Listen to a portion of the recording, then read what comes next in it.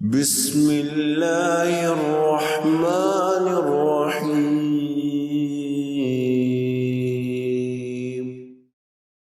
اہل علم کے مطابق جس قدر کسی صاحب ایمان کا ایمان مضبوط ہوتا ہے وہ اتنا ہی رحم دل ہوتا چلا جاتا ہے، لہٰذا رحم کرنا ایمان کی علامت ہے۔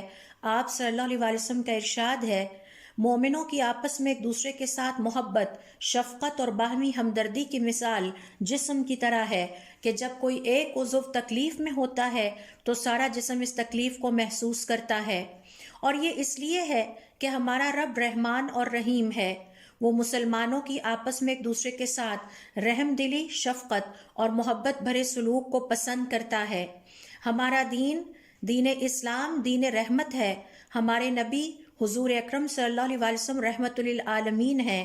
ہماری کتاب قرآن رحمت والی کتاب ہے۔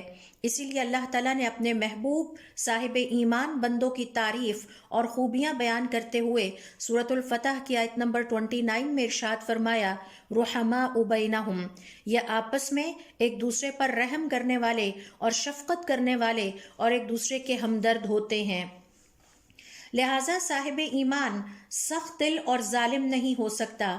سخت دلی یا ظلم کرنا دراصل کمزور ایمان کی علامت ہے، مضبوط ایمان کی نہیں۔